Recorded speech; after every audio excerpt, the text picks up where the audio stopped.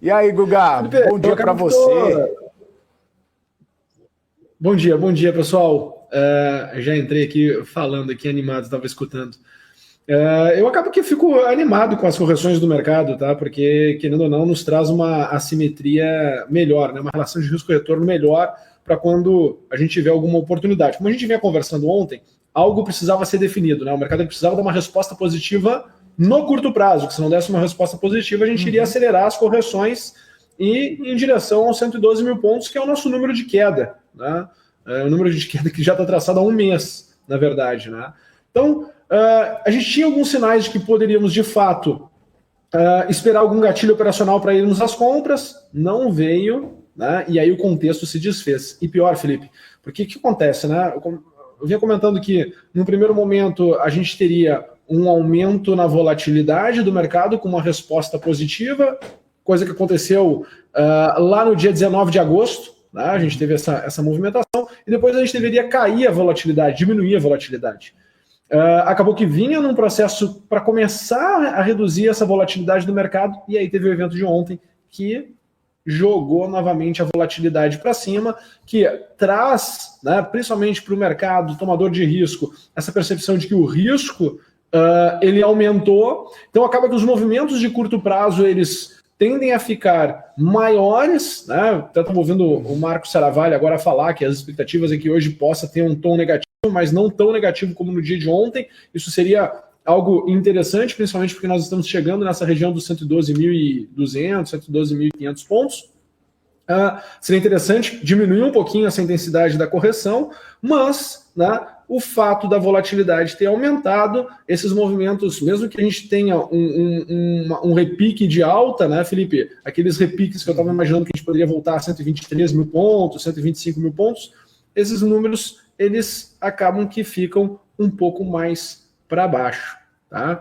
O ponto interessante também, Felipe, lembra que quando a gente teve aquela alta ali no 19 de maio, eu comentava da importância do mercado mostrar mais força, né? Conseguir chegar ali nos 123 mil pontos, ele não conseguiu chegar aos 123 mil pontos. Então existia, né, uma expectativa, mas, né, uma expectativa de que poderíamos melhorar, mas não tivemos um gatilho positivo, pelo contrário, o mercado se intensificou para baixo. Então acaba que, como a gente conversou ontem, né? Acaba que para quem está com caixa, quem tem disciplina, quem tem estratégia para estar comprado ou não está comprado, né, consegue olhar de forma muito mais tranquila. Então, assim, até quando acontecem esses movimentos e vão se intensificando, né, eu começo a ficar mais feliz porque eu consigo enxergar com mais clareza as janelas de oportunidade que vai se ter depois, né? Então, fico mais relaxado até mesmo para poder me posicionar depois no mercado. Obviamente, né? Onde é que tem o drama? Né? Eu gosto de comentar muito que o mercado financeiro ele é muito dramático, né? O drama está naquelas pessoas que querem saber o que fazer com as suas posições. Né? E aí cada caso é um caso, cada investidor tem uma exposição diferente, né? Tem que olhar como é que está estruturado o seu portfólio e olhar, né, para que surgir uma janela para se tomar risco de novo, tomar posição de novo, né, que possa tomar de forma, não é que seja com uma inteligência, né, com uma estratégia. Uma estratégia seria uma inteligência, né, de um porquê bem desenhado de se estar tomando posição ou não. Ô Guga, tem pergunta aqui no nosso chat, né? Inclusive até para colaborar aqui com a minha próxima pergunta. O Peter tá falando assim, pergunta para o Guga aí se chegaremos aos 110 mil pontos na projeção dele. E aí o Gleiciano tá perguntando, na sua opinião, qual que é a melhor oportunidade nesse momento da Bolsa, aproveitando que você falou dessa janela.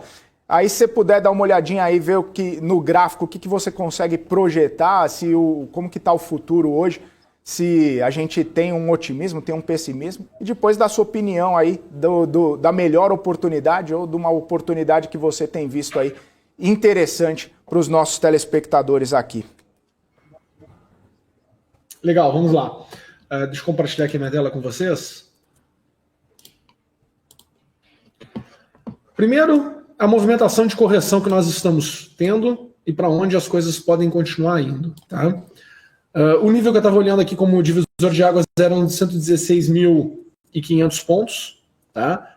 Nota que a gente teve a primeira resposta positiva. Eu queria que essa resposta aqui a gente tivesse chego pelo menos a 123 mil pontos. A gente não chegou. tá? Ela não conseguiu ter intensidade. Por que era importante chegar aqui aos 123 mil pontos, Felipe? Porque quando nós olhamos o último ciclo que nós tivemos aqui, intradiário, né, ele precisava chegar numa projeção um pouco maior para mudar o viés dos participantes.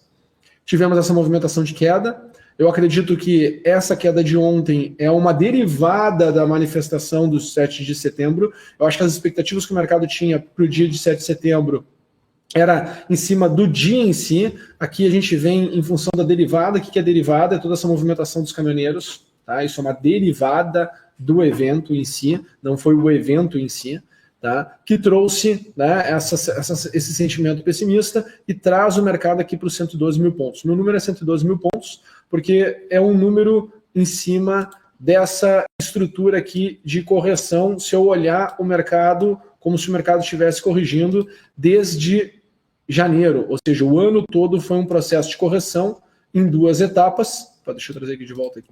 O ano todo foi um processo de correção em duas etapas e ela fecharia aqui nesses 112.250 pontos. Agora, se a gente chegar a 110, aí eu acredito que o buraco será mais embaixo e eu vou precisar olhar, eu vou precisar interpretar, fazer uma análise de um movimento mais longo, tá? E aí, assim, bom, tem que estar no radar, né? Deixa eu mostrar aqui para o pessoal. Não queria falar ainda desses cenários muito pessimistas, até porque a minha cabeça não é a cabeça mais pessimista, eu sempre sou um otimista com o dedo no gatilho, né?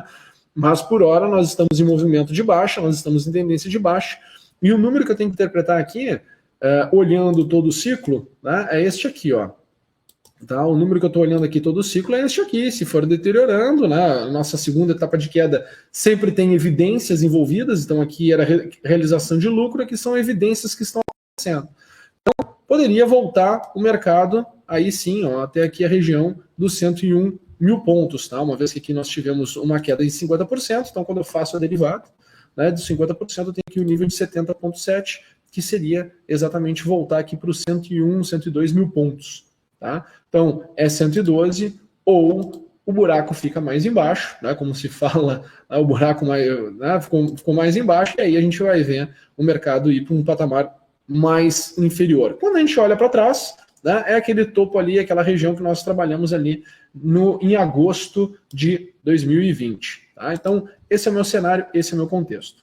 Lembrando, tá, todo o ciclo do mercado, ok? Todo o ciclo do mercado, a segunda etapa de correção, a segunda etapa de queda, vamos assim dizer, em qualquer ciclo, e isso pode ser uma estrutura de correção, pode ser uma estrutura lateral, ou pode virar uma estrutura de expansão, onde a intensidade do movimento, do segundo movimento do ciclo, ela vem junto com muitas evidências e faz com que o contexto todo do mercado mude. Mas enfim, a segunda etapa do ciclo, ela é a base de referência para um novo ciclo. Tá? Então, aqui em cima, eu estava com uma expectativa positiva, né, uma vez que a gente tinha uma resposta, né, se a gente fosse olhar aqui em questão de estrutura de comportamento, eu tinha uma resposta como esta aqui, então eu tinha uma projeção, só que eu não tive um gatilho operacional. Então, era atenção, mas não teve um gatilho operacional, não teve uma execução, né, vamos assim dizer, uma coisa é a análise, né? Uma coisa é tu perceber que existe uma oportunidade. A outra coisa é, de fato, tu ter um gatilho, tu ter um porquê claro e objetivo, porquê está posicionado. Né?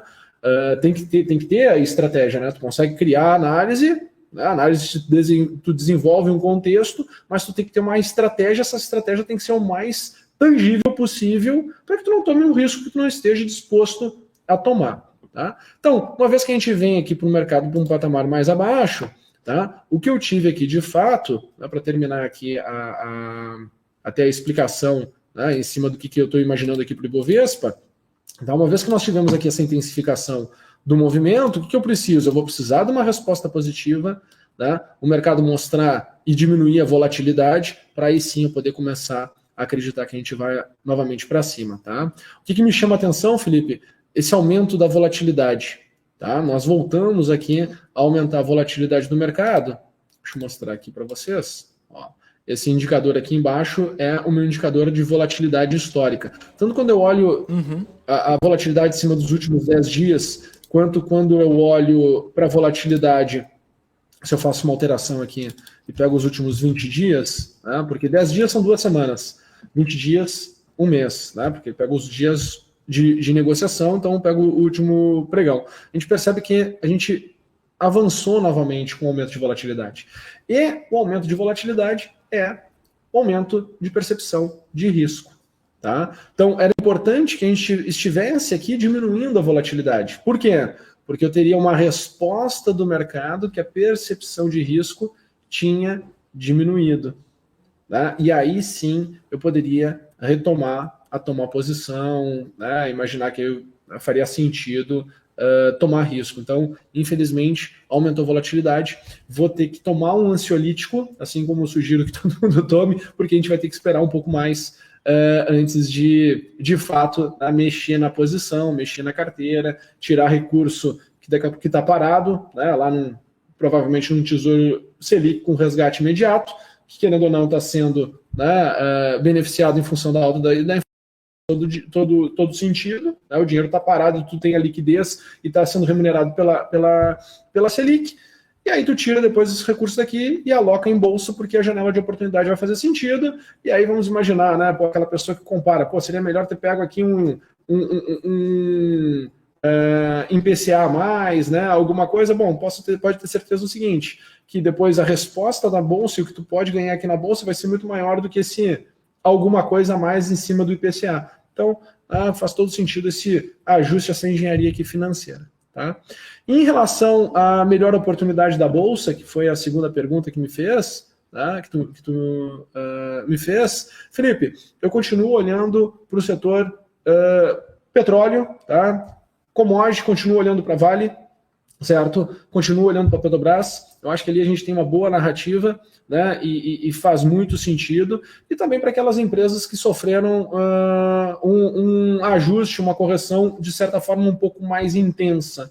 Né? Eu acho que tiveram aí alguns ativos que estavam sendo as queridinhas, como eu falei ontem, né? Os índices, a gente tem que criar o indicador influencers, né? Porque quando o mercado está subindo, todo mundo posta, né, aqueles ativos que andaram mais do que a curva, mas também agora a gente teve uma correção muito forte, alguns ativos corrigiram aí 30%, 40%, né, teve casos aí de ativos que o pessoal postava aí que chegou a cair aí 50%. Então, tem que ficar acompanhando esses ativos, entender que o primeiro movimento é um movimento de repique, tá? E eu, Gustavo, tá? Eu estou olhando para aquelas coisas mais tradicionais. Estou olhando para petróleo, estou olhando para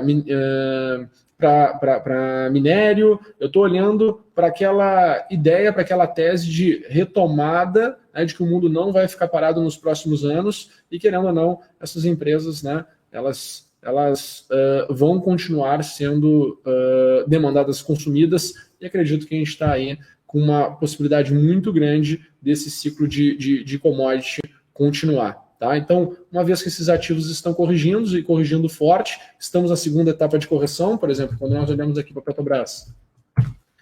Tá? Ontem acelerou aqui forte a correção, eu estou enxergando que possa chegar aqui até 23,30, tá? Então, uma vez que veio essa aceleração, eu não tive gatilho de compra, tá? Estou esperando terminar e me mostrar algum sinal que a queda terminou e que vale a pena comprar, mas estou de olho nela. Entendo que isso pode se transformar, numa correção muito mais forte. Não vai estragar a minha tese, não vai estragar o meu olhar. Na verdade, a única coisa que eu vou ter depois vai ser um upside maior, o que vai permitir com que eu tenha uma exposição também de capital menor. Mas também não muda nada do cenário, uma vez que não estou posicionado ainda. Estou olhando para me posicionar, né? Questão estratégica.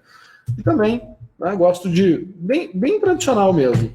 Olhando aqui para a Vale, estou olhando aqui também a segunda etapa de correção. Nós tivemos aqui a primeira etapa de correção que começou ali em maio, entramos aqui na segunda etapa de correção, e aí eu estou acompanhando aqui esse nível de 96,50, podendo chegar até 91,50. Então estou acompanhando aqui esse cenário. Notem que Vale já vem diminuindo a volatilidade, porque ela já vinha em processo de correção. Nota que o processo de correção aqui, nós tivemos um aumento na volatilidade, e agora, dentro deste contexto, dentro desse período, a gente vem vendo ela diminuindo a volatilidade. tá? Então já estamos aqui desde maio em um processo de correção. Acho que é interessante também, né, todo investidor aprender até mesmo aonde que foi que o mercado ficou mais vocal e falava com convicção de Vale e aonde o preço está agora, né? Porque se tu for olhar, nós voltamos aqui para os níveis de preço de janeiro, tá? Mesmo que Vale tenha tido no meio do caminho uma valorização aqui de 25%, o que estimulava que mais e mais pessoas dessem recomendação em Vale, né? Então, é importante a gente saber tangibilizar, mapear, analisar para onde o preço tende a se movimentar para que a exposição do capital seja da maneira correta, né? E a gente possa usar todos esses dados, todas essas informações que o mercado vai nos dando dia a dia a nosso favor.